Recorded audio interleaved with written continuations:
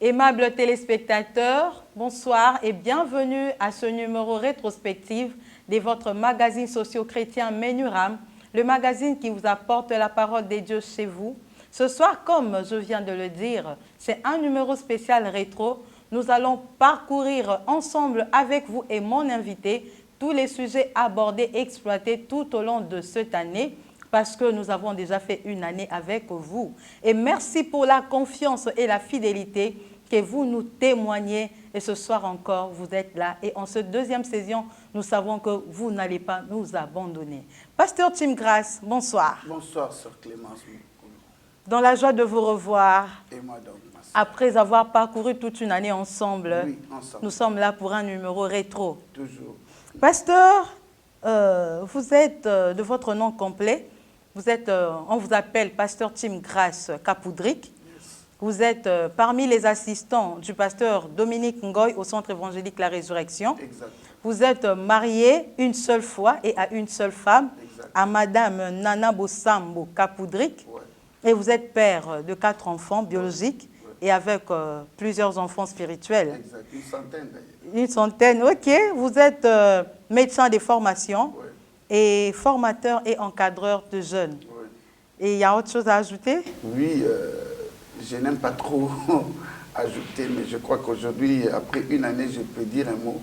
Dites quand même un mot, pasteur. Sortez de votre timidité. Oui, merci. Je ne peux pas passer une émission rétro sans parler de mes 2 pères que j'ai. Ok. C'est-à-dire mon père biologique et mon père spirituel. Ok. Parce que ce sont les 2 personnes qui me sont tellement chères et qui ont une très grande valeur pour ma vie. Ça, c'est une reconnaissance, c'est une marque de considération.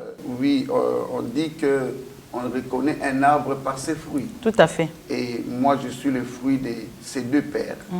D'abord, mon père biologique qui nous a quittés il y a une trentaine d'années, Moukalenge Kassongo, grand-père raconte. Il passait les émissions à la télé aussi. Il était à l'OZRT à l'époque. L'émission Grand-père raconte avec les enfants. Et je suis reconnaissant de sortir d'un père si intelligent, si sage et pourquoi pas un homme qui a marqué son temps.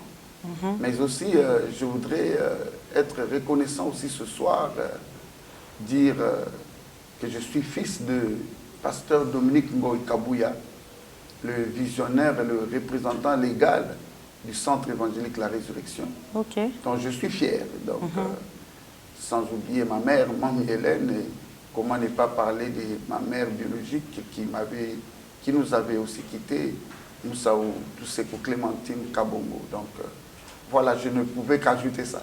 Donc, à la télé, vous incarnez le grand-père raconte. Grand-père raconte, donc, ceux qui l'ont connu peuvent me voir juste en me regardant et reconnaître ces Vraiment. Et je pense que vous incarnez aussi le pasteur Dominique Ngoy. Pourquoi pas? Parce que spirituellement, il a tout planté en moi. Ok. Merci beaucoup, pasteur. Ensemble avec vous, nous avons travaillé toute une année. Et laissez-moi d'abord, avant de citer ou de parler de tout ce que nous avons exploité comme thème, laissez-moi vous dire merci. C'était pas facile par rapport à vos charges horaires, mais c'était aussi un grand sacrifice et un amour que vous avez témoigné à notre magazine Menuram. Bon, je ne dirais pas notre, à notre, oui, parce que c'est aussi votre magazine. Merci beaucoup, merci, c'était un sacrifice et c'était pas facile. Que Dieu soit béni. C'était très, très, très, très difficile. Mais avec Dieu. Avec Dieu, tout a été très, très, très facile. En tout cas, que Dieu soit béni. Amen. Pasteur, avec vous, nous avons exploité 40 thèmes. Ok. 40. 40. Vous vous en souvenez, en Oui, tout oui. cas. Je sais. Nous avons parlé de Menuram 0, Ok. le tout premier numéro, Oui. où on a exploité, on a parlé des Menuram. Oui. Et on a aussi parlé de Jésus le bon berger. Oui. Nous avons exploité MOD. C'était encore quoi, pasteur? MOD, c'était une abréviation. Maître d'ouvrage délégué. Maître d'ouvrage délégué, vous en avez encore, oui, hein? je l'ai en tête. Bon, c'est bien normal. Oui. Ça venait de vous. Oui. Nous avons exploité encore Moukokoli. Oui. Nous avons parlé de l'amour blanc, Oui. des tatamis Tatami bibliques, biblique. investissement à fond perdu, Oui. Mercedes déclassé. Ah, pasteur. Les thèmes. Les laboureurs et ses Et ses disciples. disciples. Nous avons encore parlé de la troisième personne du singulier. Il y en a eu en 2 volumes. Oui. Et nous avons parlé de la beauté de la mission explicite. Explicite. Nous avons parlé de la fin de Lavoisier. Oui. Nous avons aussi également parlé de Malgré Gagne Gagne parce parce que. Et on n'était pas arrêté là. On ne s'était pas arrêté là. On a poursuivi avec la case de La départ. case de départ. Nous sommes encore allés plus loin avec le frère Pigeon. Pigeon. Mon émission bien-aimée. Parce que frère Pigeon, on y arrivera tout à l'heure. Vraiment. Nous avons aussi parlé des zoomers prénatales Prénatales et et zoomers zoomers attentistes. attentistes. Nous avons parlé de l'homme 9, Dieu 10, Dieu 10, où ouais. vous avez dit que l'homme n'est qu'un chiffre, mais Dieu est un nombre. Dieu est un nombre. Nous allons y revenir. Vraiment. Nous avons parlé de couplage factorisé. Factorisé. Il y avait aussi 1 et 2, première et deuxième partie. Ouais. Nous avons parlé de make-up Make-up spirituel. spirituel. Parce qu'on est allé libango, après. Ah, Non, mais. c'est- encore c'est- on peut faire make-up, na eba testem ni to le bela c'est en te regardant. parce que thème on nous aura un jour à te boy. Non, non. Te yo ya na thème mususu ce ko au moins nga scène en make-up, obimisi ga maman au make-up Non, non, spirituel. ce sont les observations. En tout cas, moi je suis pas make-upienne hein. Non, non. Nous avons aussi parlé du donc de la commisération. Oui. Et il y a encore eu d'autres sujets, entre autres, parmi lesquels pressing technico-tactique, la maternité de l'épreuve, la rencontre qui enfante l'alliance. Nous avons parlé de la jurisprudence abrahamique. Ce jour-là, on est allé en droit. En droit. Nous avons parlé de la marche vers Bethléem, Convention de Genève, Munda Mwalukunda. J'ai gardé, j'ai retenu en tout cas cet adage, je crois en entièreté, parce qu'on avait juste pris une partie. partie. Vous aviez dit que ça venait d'un adage Luba qui disait Chidimu. Chichitidjaja Lukunda Chidimunda Mwalukunda. Eh, basta. On a appris. On a appris vraiment, c'est ça, la particularité de Menuram. Oui. On apprend. On doit Nous apprendre. parlons de la parole de Dieu, mais aussi nous profitons. apprenons quelque Ajouter chose. à la fois la science, et la science, la connaissance. Nous ne sommes pas en dehors de la Bible, en tout Oui. cas. Nous avons aussi exploité sa passe ou sa casse. Oui. Nous avons parlé de nettoyer Nettoyer l'embouchure. Nous avons parlé du coaching cardiaque. Oui. Et nous avons parlé encore de Foreman pleure Jétro. Jétro. En Un 2 sujet volumes, en d'ailleurs. 2 volumes, oui. Un sujet aussi qui a un peu... On a parlé de Oui, conseils. oui, il y a eu trop de questions de la part de nos téléspectateurs. Oui, oui. Et enfin, avec vous, pour la première saison, je ne pense pas qu'en deuxième saison, vous allez me fuir, quand même. Non, non, non, non, non, je serai là. Nous avons parlé de la salopette Salopette des des dieux. Ah, en tout cas, 40 numéros. 40. Vous Pasteur? êtes déjà félicité. Vraiment, merci. Vous Merci. avez toujours été là et puis à la hauteur. Mais c'est mon boulot, pasteur. C'est mon travail.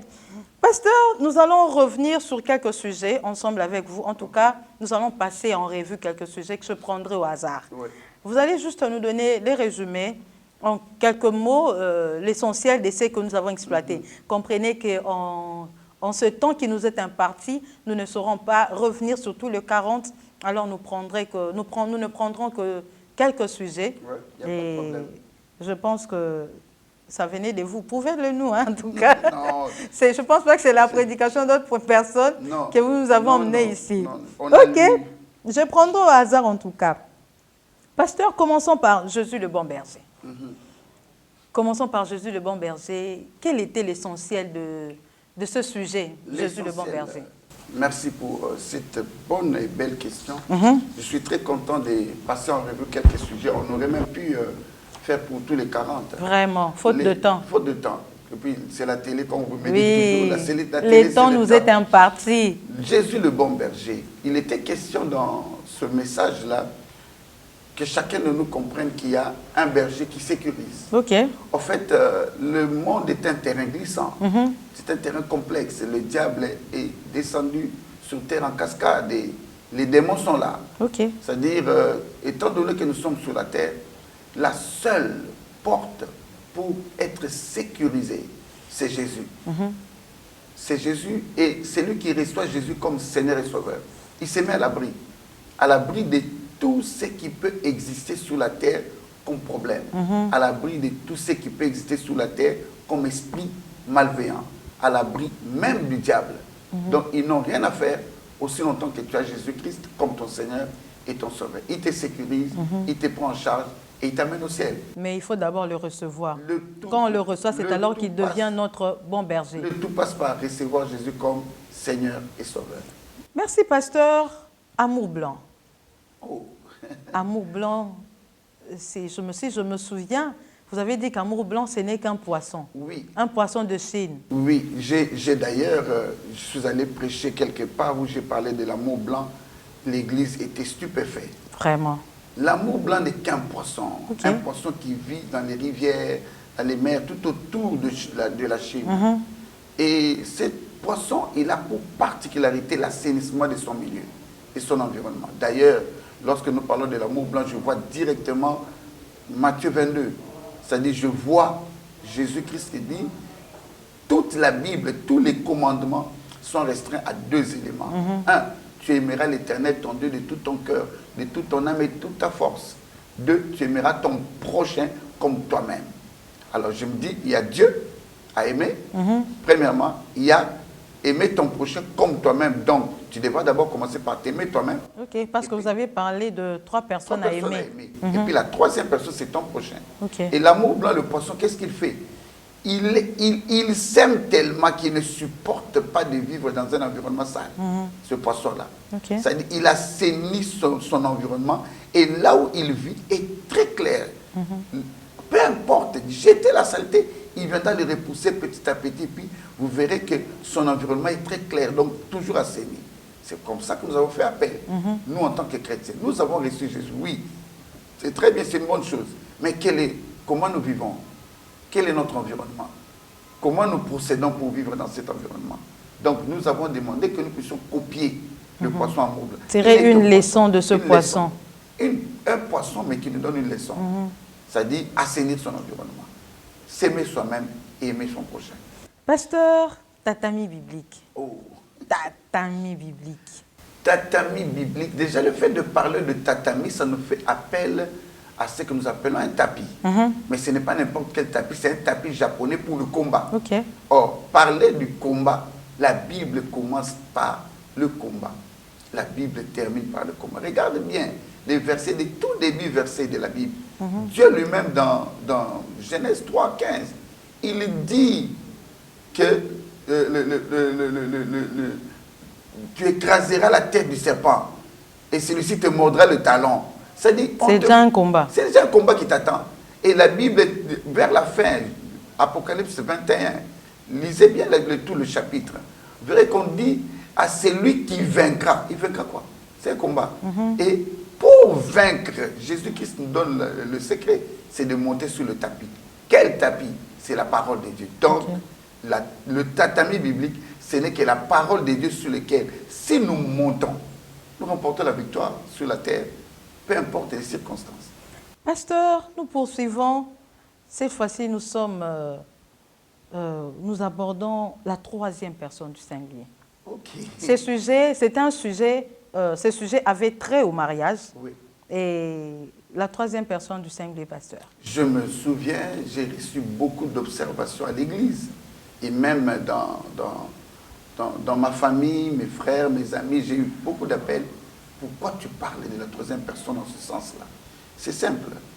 Lorsque la Bible parle, Dieu créa l'homme et la femme. Donc, il crée le je et le tu. Dieu n'a pas créé trois personnes. Il a créé l'homme, puis la femme. Donc, c'était qu'à deux. Mais c'est l'intervention de la troisième personne, c'est-à-dire du troisième être qui était le diable, disons le serpent, qui intervient dans le jeu et qui détruit tout. C'est comme ça que je parle de la troisième personne du singulier. C'est-à-dire une tierce personne que vous n'attendez pas, mais qui peut entrer dans votre foyer et détruire le foyer. Qui peut vous dire peut-être, attention, Mobalina Oboy, attention, ta femme fait ça. Alors tout ça, j'étais en train de dire seulement, interpeller les gens. Attention, Dieu a créé l'homme et la femme. Même lorsque nous lisons dans Marc 14, Jésus-Christ renvoie au commencement. Il dit, au commencement, Dieu créa l'homme et la femme. Oh, donc, retournons au commencement. Nous voyons qu'il n'y a pas de troisième personne. Pasteur, j'avais retenu un élément très important que vous aviez évoqué en parlant de la troisième personne du singulier. Vous avez parlé de la communication. Oui. Vous avez dit que c'est l'élément qui permet au couple de mettre, je crois, une barrière face aux intrus. Toute personne voulant intervenir négativement ou détruire leur couple. Vous avez parlé de la communication. D'une importance capitale. Parce que déjà le fait qu'un père parle à sa fille, il parle tellement bien à sa fille, ça fait que sa fille n'aura pas au modèle que son père. Il n'aura pas le temps d'écouter n'importe qui. Exactement. Et les filles qui n'écoutent pas n'importe qui, c'est parce qu'ils ont bien parlé à la maison. Bon, imaginez-vous si un père avec une fille, ça peut se passer ainsi. Alors qu'un homme avec son épouse ou une femme avec son mari. C'est-à-dire lorsqu'il y a une bonne communication. J'ai constaté aujourd'hui, les femmes qui travaillent, les femmes ménagères, les femmes qui n'ont pas assez de temps d'être avec leur mari, se disent, bon, il y a que Moussala, ou sinon, c'est bien. Mais ces personnes-là, leurs épouses ou leurs maris, parlent plus avec d'autres personnes qu'avec eux-mêmes. Ils reviennent à la maison, ils sont fatigués, et ainsi, ils exposent leur mariage. Pasteur, l'homme neuf, Dieu 10. Oh. L'homme neuf, Dieu 10 est une expression que j'ai créée il y a une vingtaine d'années. Et vous avez dit quand vous étiez encore jeune. J'étais tout jeune. Là. Et c'était toujours le fruit de vos observations. Oui, mes observations. Toujours. Toujours. Je passe tout mon temps parce que vous savez, j'étais tout le temps dans la chambre, esselé, malade et tout ça. Tu as le temps de réfléchir, d'écrire. L'homme neuf, Dieu 10 me vient d'un élément important que nous disons, l'homme propose, mais Dieu dispose. Moi, j'ai pensé, c'était ce jour-là que j'ai su que ce n'était pas un passage biblique. Ce n'était pas un passage biblique, malheureusement. C'est pas un passage. L'ignorance. C'est pas un passage. C'est ça, mon peuple périt. C'est ça. C'est-à-dire, l'homme peut proposer, l'homme peut agir, l'homme peut faire, mais il va être limité. Il y a un point où seul Dieu peut arriver. En tout cas, peu importe ce que tu fais, seul Dieu peut atteindre l'extrémité. C'est comme ça que j'avais dit, l'homme peut être 1 jusqu'à 9. Donc l'homme peut être un chiffre, mais seul Dieu est un nombre. Donc Dieu n'est pas limité. Non, Dieu n'est pas limité. Dieu peut aller au-delà de l'imagination. Bien des gens pensent qu'ils peuvent faire tout ce qu'ils veulent. Là, je m'adresse même au président de la République. Il est limité. C'est un homme. Et je bénis Dieu parce que dans notre pays, le président est chrétien. Il comprend qu'il faut recevoir Christ comme Seigneur. C'est une grâce. Parce que si tu as Christ comme Seigneur et Sauveur, peu importe ta grandeur, tu dépendras de lui. Je m'étais basé sur l'affaire de Daniel, où ce grand roi Belshazzar qui pense qu'il est grand, il est tout puissant, il emporte même les calices du temple, et il utilise avec ses concubines et ses amis. Ce qui était sacré. Sacré. Comment peux-tu prendre ce qui est sacré et l'utiliser? Non, il les a désacralisés. Il a désacralisé les ustensiles du temple. Et Dieu ne supporte pas la désacralisation. Il envoie son doigt, il écrit compter, compter, peser, diviser. Pour dire que oser l'eau côté, je peux te réduire en un rien en quelques secondes. Dieu est maître, il est souverain. Pourquoi tu vas te comparer à lui? C'est ça l'homme neuf, Dieu 10. Pasteur, le frère Pigeon. Oh, c'est mon émission préférée. Frère Pigeon. Là où nous avons appris pigeonneau, pigeonne, pigeonnalisé et dépigeonnalisé. Pasteur, non, Ménuram. Ménuram, c'est extraordinaire. Même moi-même, quand je suis, des fois, je me dis, est-ce que c'est nous ça? Est-ce que c'est nous? Vraiment. Pigeon, frère Pigeon, ce n'est qu'un profiteur. Qui dit frère Pigeon? C'est un frère qui vient à l'église. Ou un papa, ou une soeur, ou une maman que vous voyez venir à l'église, ou qui vient même en famille, qui vous fréquente avec toutes les bonnes manières, mais qui est en train de réfléchir comment il va fonctionner pour piquer quelque chose. Et s'il trouve qu'il ne peut pas piquer, il prend ses ailes, il s'en va. Ça, c'est le frère Pigeon. C'est-à-dire, frère Pigeon, ce n'est qu'une expression. D'aucuns me poseront la question, pasteur, frère, mon église, comment on est Pigeon? Non. On a tout raté, pasteur. Oui. Ce n'est pas un frère qui se nomme Pigeon. Je m'étais basé sur, quand j'observe les enfants qui disent, maman, papa. Papa Saint-Glace. Papa Saint-Glace, il est Papa venu. Crème. Papa Crème. Saint-Glace, c'est les longues. Donc tout ça là, ça me pousse à comprendre que même le frère qui vend les pigeons, c'est un frère pigeon. Alors comme il y avait au temple des personnes qui vendaient, je me suis inspiré pour parler des profiteurs. Il y a beaucoup de profiteurs. Faites très attention, ma soeur, aux profiteurs à l'église. Ils viennent, ils font semblant, comme s'ils sont avec vous. Mais il a sa mission. Peut-être qu'il est venu parce que peut-être qu'il est venu parce qu'il a les papiers, à se retrouver en Belgique et puis il vous appelle. Pasteur, même ceux qui viennent à l'église juste pour une bénédiction, après le mariage ou après avoir trouvé le travail, ils disparaissent. C'est un frère Pigeon. C'est un frère Pigeon. À comme raison. Oh, les temps, les boulots. Oui, mais je me souviens, j'avais un Même ami. le temps de prière personnelle, il n'en a plus. Hein? Non, il va trouver mais il passait des journées à prier. Il jeûnait sans que le lui demande. Je connaissais un bien-aimé.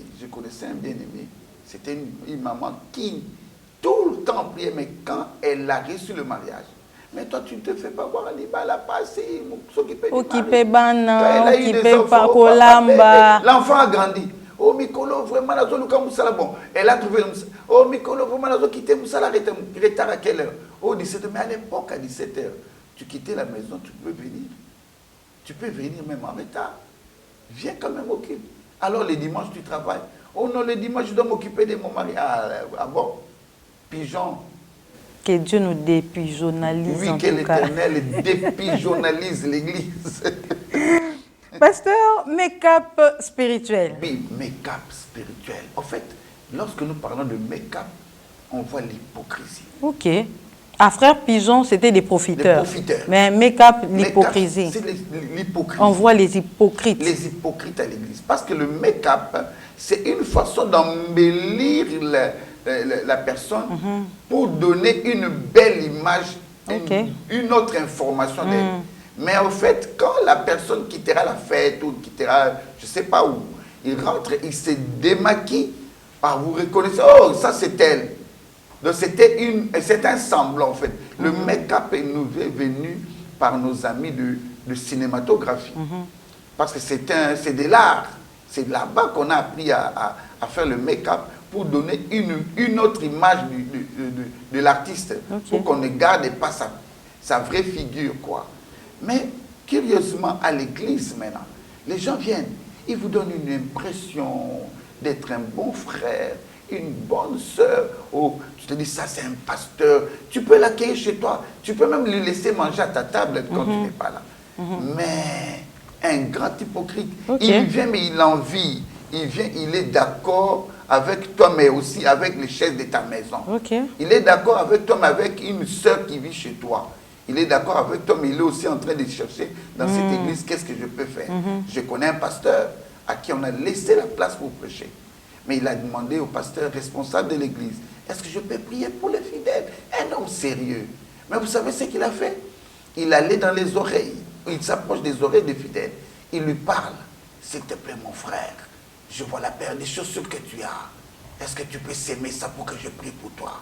Il a pris des rendez-vous comme ça avec des mamans d'autrui. À l'insu du pasteur responsable. Mais le pasteur lui voit prier, il s'est dit, bon, mon ami est en train de faire du travail. C'est le service. Les pasteurs mécapiens. C'est un mécapien. Ça dit, c'est un grand hypocrite. des faces comme ça, tu le vois comme un homme sérieux, mais un grand aventurier. Pasteur, poursuivons. Vraiment. Nous tendons déjà vers la fin, hein, mais nous avons encore beaucoup à dire. Oui, oui. Pasteur, la rencontre qui enfante l'alliance. Ok. Ça, Dites un mot. C'était un message très fort. J'ai craint même que de parler de ça, mais pas bien. Vous avez parlé de deux mots-clés, la rencontre et puis l'alliance. Ce que moi j'ai retenu est que vous avez dit qu'il n'y a pas d'alliance sans la rencontre. Non. Donc la rencontre est proéminente. Proéminent. Ok. Ça dit, non, elle est proéminente. Oui. Tu devras rencontrer d'abord avant là. Je peux donner un exemple très important. Okay. Peut-être que nous n'avions pas évoqué l'autre fois. Allez-y. Rétro quand même. Rétro. Heureusement. Abraham envoie son serviteur. Il lui dit, va, cherche une femme pour mon fils. Son serviteur s'en va, mais arrivé, il fait une prière. Seigneur, regarde, je suis venu pour ça pour ton serviteur. S'il te plaît, envoie quelqu'un, envoie ça. Envoie. Il donne son critérium. Et la femme qui apparaît, c'était qui? C'est Rebecca. Mais Rebecca quitte leur maison comme d'habitude. Elle quitte le toit parental comme d'habitude, elle vient puiser de l'eau. Mais quand elle rencontre Eliezer, Eliezer lui pose la question, est-ce que tu peux me donner de l'eau? Il dit oui, je donnerai à toi et à tes champs. Ça répond à la prière du serviteur d'Abraham. Ok. Et de cette rencontre-là, sort qui? De cette rencontre-là, sort le mariage, l'alliance qui découle par là. Nous avons Jacob, que nous appelons aujourd'hui Israël. Ok. Imaginez-vous un peu qu'elle n'aurait pas rencontré le serviteur d'Abraham. Alliance, il y aurait où? Vraiment. On ne peut pas parler d'alliance s'il n'y a pas rencontre. Dieu a rencontré Abraham. Mais nous, pour être greffés sur Abraham, nous devons rencontrer Christ. Nous devons rencontrer Jésus. Tu n'as pas Jésus-Christ. Tu ne le rencontres pas. Tu ne le reçois pas comme Seigneur et Sauveur. Tu rates l'alliance. Pasteur, un autre sujet. Oui. La Convention de Genève. Ouh. Dites juste un petit mot ou une phrase, parce que nous courons derrière le temps. Genève, pas de mariage sans se convenir. Ok. Deux hommes peuvent-ils marcher ensemble sans se convenir? Ce qui est difficile aujourd'hui à l'église. À l'église, on va pour se marier 6 mois, une année après, ce sont les divorces. Vraiment. Je suis étonné de savoir. J'ai appris que dans les statistiques, le plus grand nombre de divorces, c'est pour les chrétiens. Allez-y au parquet. Ce sont les chrétiens. Pourquoi? Parce qu'ils ne se conviennent pas. Les païens s'arrangent. Moi, ok. Mais les chrétiens, ils pensent que le mariage est spirituel. Vraiment. On se marierait, non, convenez-vous, parlez. J'aime mon père spirituel, acceptez que je donne cet exemple. Ils se sont convenus parmi leurs conventions. Et ça, il nous le dit tous les jours. Ils se sont convenus, tu n'insulteras pas mon père, je n'insulterai pas tes parents, tu n'insulteras pas mes parents. Oh, ça c'est au début qu'il faut se convenir. N'attendez pas être au foyer, vous avez déjà insulté, puis Toyo Kana. Non, on en parle au début. Pasteur, la télé c'est le temps. Prenons le dernier sujet, la salopette des dieux. Ouais.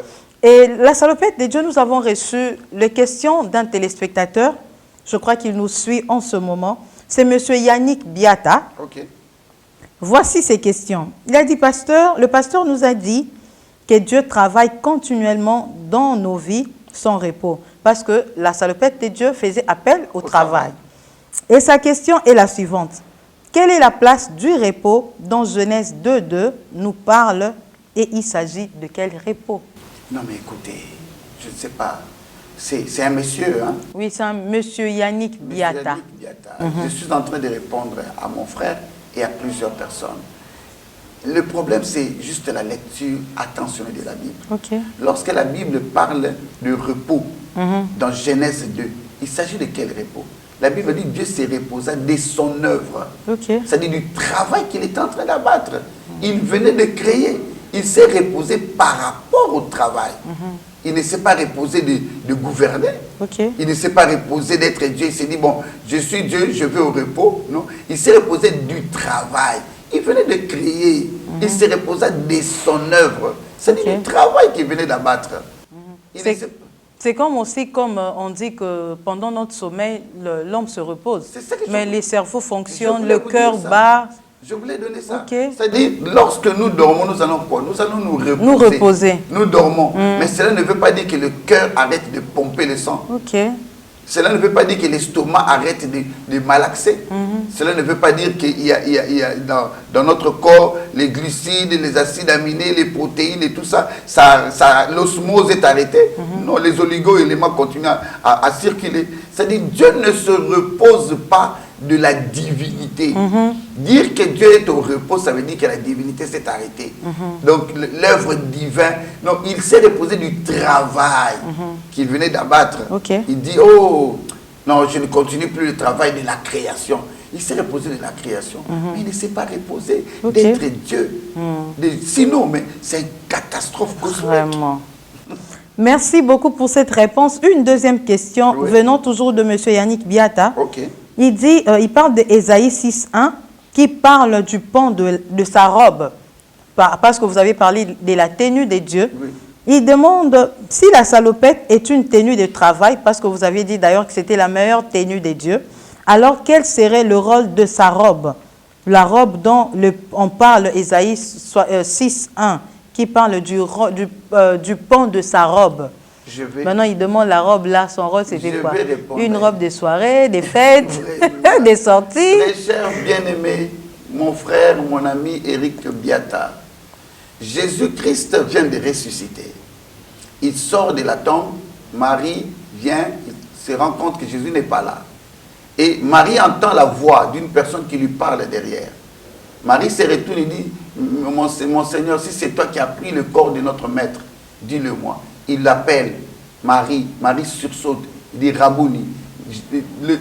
La Bible dit il s'est présenté comme un jardinier. Un jardinier porte une robe. C'est simple. Un jardinier porte une robe. Non. Un jardinier porte la tenue des jardiniers. Genre salopette. Salopette. Ok. C'est comment il a reconnu que c'est un jardinier. C'est par sa tenue. C'est-à-dire Jésus n'a pas une seule tenue de présentation. Parce qu'on a dit qu'ici, il était en robe. Il est où en robe? Dans la gloire. Mais ici, en fait, lorsque nous parlons de la salopette comme la tenue de Dieu, la tenue de travail, c'est une typification. Nous imageons simplement. C'est-à-dire, si Biata a l'habitude de nous suivre, qu'ils comprennent que dans mon émission, ou sinon dans notre émission, sinon dans votre émission, dans mes interventions, c'est ce que je voulais dire, dans mes interventions, nous sommes en train d'imager plutôt. Chaque fois nous imaginons, nous prenons une idée. Quand on dit un modé, maître d'ouvrage délégué, c'est-à-dire le Saint-Esprit, en fait, c'est de lui que nous parlions. Est-ce que le Saint-Esprit descend, il porte une tenue qui est écrit maître d'ouvrage? Non, mais quand on voit ce qu'ils font, on se dit non, non. Sans le Saint-Esprit, rien ne se fera. Parce qu'on a dit à Marie, l'Esprit du Seigneur viendra sur toi. Quand il a posé la question, comment cela se fera-t-il? C'est-à-dire que c'est comme ça que nous imaginons en passant par nos amis, de la construction. Là, je dis coucou à mon épouse Nana Boussambo parce qu'elle est de ce domaine-là. C'est auprès d'elle que j'ai appris le concept maître d'ouvrage délégué, maître d'œuvre, parce qu'elle est du domaine. Voilà. Donc, c'est juste, Dieu peut paraître sous plusieurs formes, plusieurs images. Dieu n'est pas uniforme. Ok. Merci beaucoup, pasteur. Monsieur Yannick Biata, je pense que vous avez eu vos réponses parce que vous aviez posé 2 questions. Nous allons passer à un autre moment, pasteur. Très bien. Mais nous sommes encore là. On est là. Fidèles téléspectateurs, grâce à vous et avec vous, nous avons parcouru toute une année. Et il y a eu des émissions de numéros de sujets qui vous ont impacté et cela ne vous a pas laissé indifférent. Vous avez donné vos témoignages et place à présent aux témoignages.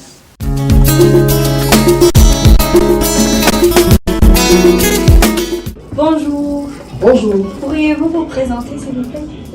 Je réponds au nom de Clovis Boniaka, Mata Boniaka. Enchanté. Merci. Boniaka. Merci. Connaissez-vous ou avez-vous déjà entendu parler de l'émission Menuram? Oh, l'émission Menuram, non seulement que j'ai déjà entendu parler de l'émission Menuram, mais aujourd'hui je suis presque compté parmi les gens qui suivent à partir de l'extérieur cette émission, parce que moi, j'ai manqué de le dire dans ma présentation que je suis basé au Canada. Wow. Et c'est une émission que j'ai eu l'habitude de suivre à partir d'ici au Canada. Wow! Donc, quelles sont vos impressions par rapport à l'émission? J'ai de très bonnes impressions par rapport à cette émission. C'est une émission qui, au départ, quand je l'ai vue, c'est d'abord les styles qui sont en train d'utiliser, qui m'a beaucoup fasciné. Et en plus, au-delà du contenu, au-delà de l'intervenant, au-delà de la présentatrice, le style, il est vraiment particulier. Et j'ai de très bonnes impressions par rapport à ça. Amen. Avez-vous un conseil ou une suggestion à faire par rapport à l'émission? Si je dois donner un conseil, en fait, il faut dire que je ne suis quand même pas connaisseur dans la matière du média, mais avoir ce qu'ils font, c'est déjà très bon. Et comme on est appelé à aller de perfection en perfection, ce que j'ai l'air de demander, c'est seulement de perfectionner encore, parce que j'estime ou je pense au fond de moi qu'ils sont dans les domaines, ils connaissent ce qu'ils font et ils peuvent encore faire mieux que ce qu'ils font déjà. Amen, de gloire en gloire. Oui, c'est ça. Un mot pour l'intervenant de l'émission et la présentatrice? Oh, l'intervenant de l'émission, le pasteur Tim, et la présentatrice dont le nom m'échappe, je dirais que c'est waouh. C'est vraiment waouh ce qu'ils font. Le présentateur qui est le pasteur Tim, il parle des choses de la Bible ou de la parole de Dieu, mais de manière très pratique. C'est-à-dire que j'ai trouvé qu'il a eu à très bien faire cette symbiose de la vie courante, de la vie pratique avec la parole de Dieu. Et quand il passe, ceux qui sont totalement bibliques, ils retrouvent leur compte. Ceux qui sont dans la partie intelligence, ils retrouvent. Parce que là, vous sentez que l'émission est tellement intelligente et il y a beaucoup de choses qui ne sont pas seulement de la Bible. Il est en train de ramasser beaucoup de choses de la vie, de la science, de la technologie. Il puise un peu partout par rapport à tout ce qu'il est en train de présenter. Et je trouve que du côté présentateur, c'est bon qu'il aille toujours dans cette allure-là. Et pour la présentatrice, oh là là là. C'est une complicité. Quand je suis venu pour la première fois, j'ai dit, mais quelle complicité! La présentatrice est tellement à l'aise, elle est tellement à l'aise qu'elle m'a fasciné encore. Et une fois, j'ai eu même à écrire à l'émission que non, la présentatrice là, elle est très super. Et les deux, ils font une combinaison, une complicité. C'est excellent. C'est excellent. Je les apprécie beaucoup. Et je pense que je peux continuer, je me donne raison de continuer à suivre les émissions. Merci pour vos réponses, Clovis Wanyaka de Canada, et ça c'est tout pour aujourd'hui. Et vous-même, vous ne vous êtes pas présenté. Oh, à la fin, je m'appelle Selina Margelavich, je suis basée en Canada aussi. Shalom, je m'appelle Seth Samuel Padi, je suis l'émission Menuram depuis Belgrade. À travers ces programmes, j'ai été béni. J'ai réalisé certains points que j'étais en train d'ignorer étant qu'enfant des dieux chrétiens, dont je pourrais mentionner nettoyer l'embouchure, et l'autre c'est ça passe ou ça casse. Nettoyer l'embouchure est un thème que à travers lequel je réalisais qu'il ne suffit pas vraiment à grande chose, ou qu'il ne sert pas à grande chose de nettoyer la fin d'une source, mais le mieux serait d'abord de retourner au début de cette source afin que l'embouchure ou afin que sa fin puisse être parfaite. Et l'homme de Dieu a signifié pour nous faire voir que le cœur en fait de l'homme était ça, la source de toutes choses. Autrement comme pour dire que si le cœur est bon, donc l'homme sera aussi bon. Et donc ça passe ou ça casse, un message dans lequel j'ai compris qu'il faut se fixer un objectif qui aboutira, un objectif qui va avoir une bonne fin. Et il a essayé de donner quelques exemples où il disait que si déjà il y a quelque chose qui commence mal, cette chose démontre aussi que sa fin ne sera pas vraiment bonne. Surtout le point où il a essayé de dire, il a dit qu'il faut toujours attendre le sifflet de l'arbitre. Donc par là, moi je suis en train de voir la patience. Les sifflets de l'arbitre, ça veut dire la volonté de Dieu dans tout ce que nous sommes en train de chercher à commencer à faire.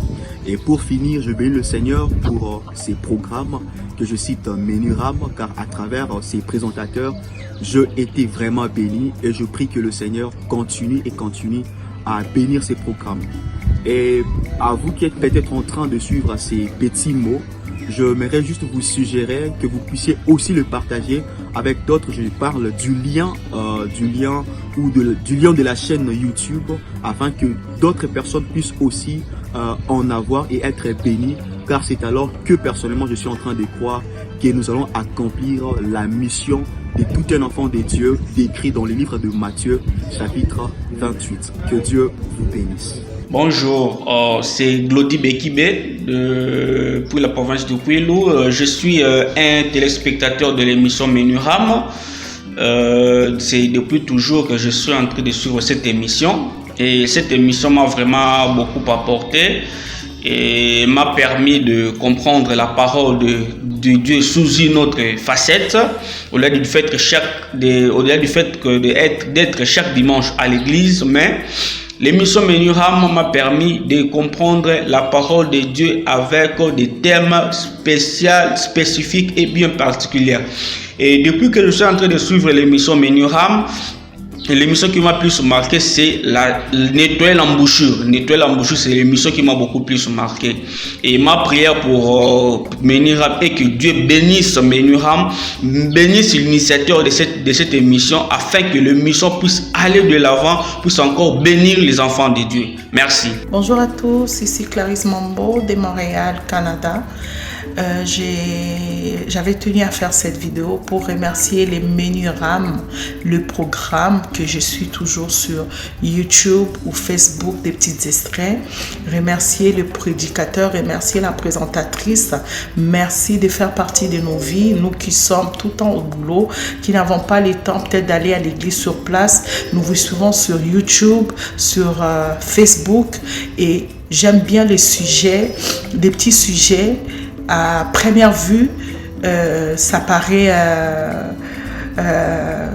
non sens. Je dis mais ce sujet n'a pas de sens. Par exemple, celui que j'avais suivi plutôt, ça s'appelait Mukokoli, et cette prédication, ces thèmes m'a beaucoup. Mukokoli qui veut simplement dire noyau. Cet enseignement, cette prédication a révolutionné ma façon de voir les choses, ma façon de faire au fait. Donc, je vous recommande Menuram sur YouTube et Facebook. Allez suivre le pasteur Tim Grace, un homme qui prêche, pas seulement en esprit, mais il prêche avec intelligence. J'ai toujours dit ça, j'ai dit à mon ami, écoute ce pasteur, il prêche pas seulement au hasard, pas seulement pour faire plaisir, mais il prêche avec intelligence. Je vous les recommande fortement, Menuram sur YouTube, sur Facebook. Que Dieu bénisse son serviteur, pasteur Tim Grace, que Dieu bénisse toute l'équipe des Ram Menu, que Dieu nous bénisse tous. Bonjour. Moi, c'est le frère Grace KMB. Je suis moniteur à l'école les dimanches du Centre évangélique La Résurrection. Je félicite d'abord l'initiative Menuram. C'est quelque chose qui sort de l'ordinaire, qui pousse aujourd'hui aux jeunes de pouvoir se poser plusieurs questions et se remettre en cause. Mais au-delà de cela, aussi trouver des solutions ou de réponses à des questions que des fois on ne se pose pas.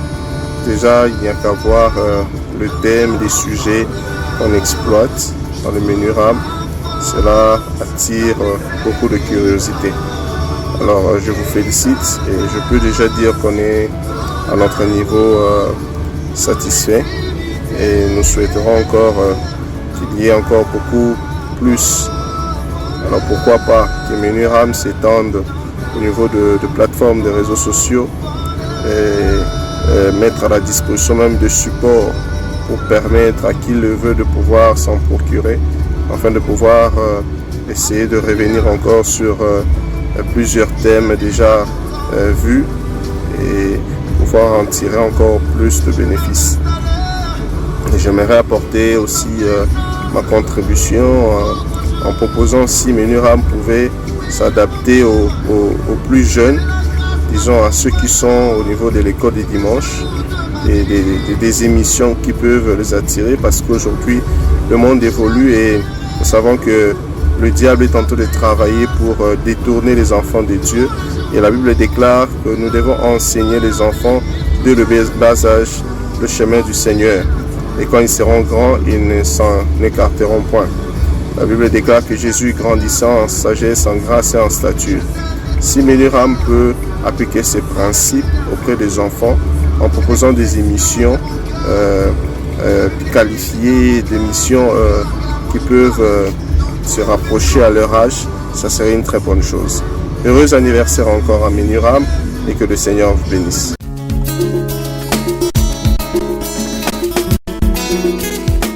Voilà les témoignages de nos téléspectateurs. Merci parce que ça nous prouve que nous ne venons pas passer notre temps inutilement ici. C'est pour la gloire de Dieu et ce que nous abordons ici sur ces plateaux, ça vous touche de partout où vous êtes. Vous voyez, nous sommes allés au-delà de nos limites, au-delà de nos frontières. Nous sommes allés en Serbie, mais nous sommes aussi allés en province et à Kinshasa. Merci à vous, chers téléspectateurs. Continuez. Si vous avez aussi un témoignage, ce n'est pas, vous n'êtes pas en retard. Vous pouvez aussi vous nous l'envoyer par ce numéro qui est affiché au bas de votre écran. Pasteur, nous sommes déjà arrivés à la fin, mais c'était un numéro spécial rétro. Très important. Je vous donne une occasion, je ne vous ai jamais donné cette occasion pendant tous les 40 numéros que nous avons exploités en une année. Une salutation, des salutations à 2, 3 personnes. Vous avez cette occasion. J'ai tellement de gens, comment parler. Bon, je salue mon très cher ami, l'un de mes frères, la personne d'ailleurs avec qui nous avons eu le temps d'échanger sur mes caps spirituels, la source de mon inspiration. Pasteur Pierrot Lubuku, mon ami, mon frère biologique depuis tout le bas âge. Je te salue au nom de Jésus. Je salue aussi un ami, un frère, un complice, il s'appelle Vali Paul Bolunga Bolisomi. Papa Vali, je t'aime bien, je te salue et je salue Papa Mapassa comme nous l'appelons aujourd'hui.